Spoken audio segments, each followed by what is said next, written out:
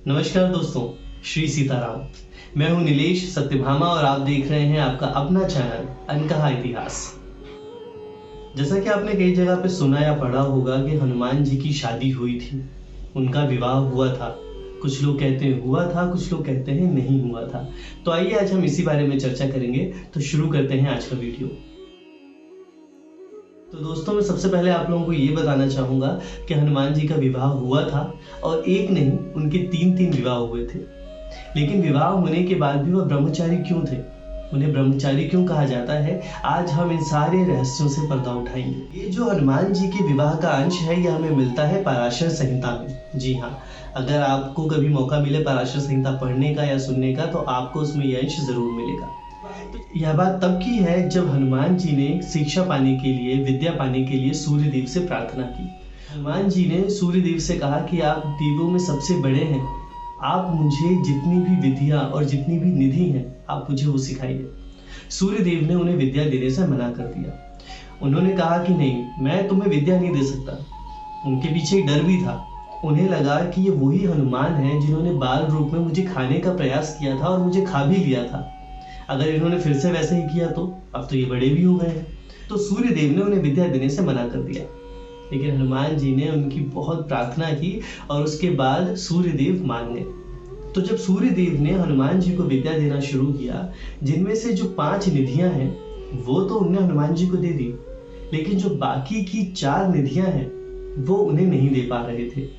कारण यह था कि वह जो बाकी की 4 निधियां थीं, वह सिर्फ उसी व्यक्ति को दी जा सकती थी जो विवाहित हो, और हनुमान जी तो विवाहित थे नहीं। अब सूर्यदेव भी चिंतित हो गए और हनुमान जी भी कि आखिर क्या किया जाए। ऐसा क्या किया जाए कि वो जो बची हुई निधियां हैं वो भी मुझे मिल जाए। जैसा कि हनुमान चालीसा में आपने पढ़ा ही होगा, अष्ट सिद्धि नव निधि के दाता। हम यहाँ पे उन्हीं 9 निधियों की बात कर रहे हैं। तब सूर्यदेव ने हनुमान जी से प्रस्ताव रखा कि वे उनकी पुत्री से विवाह कर ले, जो कि महातपस्विनी है और उनका नाम है सुवर्चला। हनुमान जी इस बात के लिए फट से तैयार हो गए और उन्होंने सुवर्चला से विवाह किया, क्योंकि उन्हें ज्ञात था कि सुवर्चला देवी तपस्विनी है और यह विवाह सिर्फ नाम का विवाह होगा, इसमें दाम्पत्य जीवन जैसा कुछ भी नहीं होने वाला है। शादी होने के बाद सूर्यदेव ने बजरंगबली को बाकी की बची हुई 4 निधियां भी दे दी और विवाह के पश्चात भी देवी सुवर्चला अपने तपस्वी जीवन में लीन रही और उसी प्रकार बजरंगबली भी अपने तपस्वी जीवन में लीन रहे। इसीलिए विवाह होने के बाद भी बजरंगबली को ब्रह्मचारी माना जाता है और देवी सुवर्चला तपस्विनी है।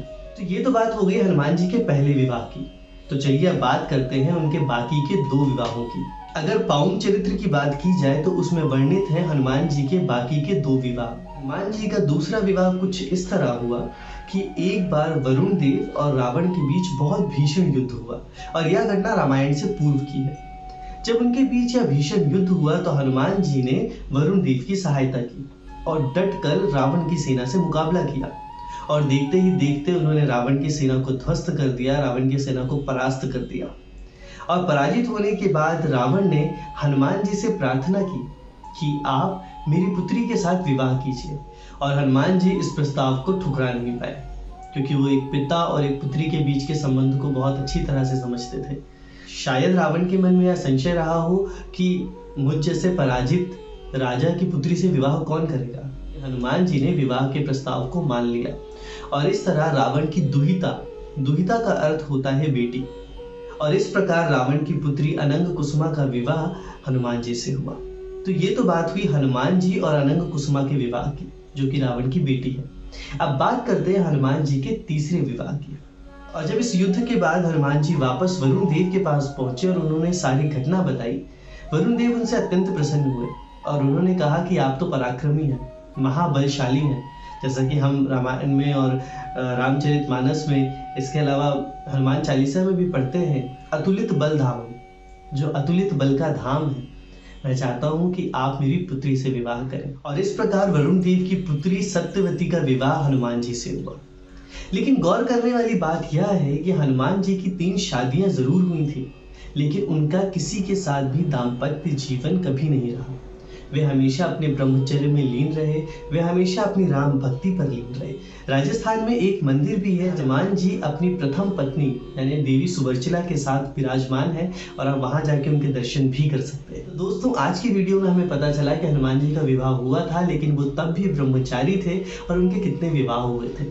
अगर आप इसी तरह की और भी जानकारी जानना चाहते हैं, आप भी इच्छुक हैं इस तरह के कुछ प्रश्नों को लेकर, तो या तो आप मुझे कमेंट बॉक्स पर अपने प्रश्न लिख सकते हैं, साथ ही आप ये भी बता सकते हैं कि आपको ये वीडियोस कैसे लग रहे हैं और हम इस तरह से और कैसे वीडियोस को इम्प्रूव करके आप तक ला सकते हैं। आप चाहे तो मुझे इंस्टाग्राम पे जाकर डायरेक्ट डीएम भी कर सकते हैं। वहाँ पे डीएम करने के बाद अगर मुझे कोई प्रश्न बहुत ही इंटरेस्टिंग लगा तो मैं उस टॉपिक पे ज़रूर एक नया वीडियो बनाऊंगा और हो सकता है आपके प्रश्नों की जो वीडियोस हैं मैं उनको भी इन वीडियो में अटैच कर दूँ। उम्मीद है आपको ये वीडियोस पसंद आ रहे होंगे और आप इसे देखते जाएंगे। मैं चाहूँगा कि आप इन्हें उन सबके साथ शेयर करें जिससे हमारी संस्कृति, हमारी सभ्यता, हमारा सनातन धर्म सदा जीवित रहे। क्योंकि दोस्तों, हम आज हैं कल नहीं, लेकिन ये जो ज्ञान है ये सब तक जाना चाहिए। आज की जो जनरेशन है वो टेक्नोलॉजी में बहुत ज़्यादा इन्वॉल्व है, वो हमारे धर्म से दूर ना हो। उन्हें पता होना चाहिए, उनको इन सब की जानकारी होना चाहिए। तो मैं आशा करता हूँ कि आप इसे जन जन तक पहुँचाएंगे। जितना अधिक होगा उतना अधिक लोगों के साथ आप शेयर करेंगे, लाइक करेंगे, कमेंट करेंगे। इसी उम्मीद के साथ मिलता हूँ आपसे दूसरे वीडियो में। धन्यवाद। श्री सीताराम।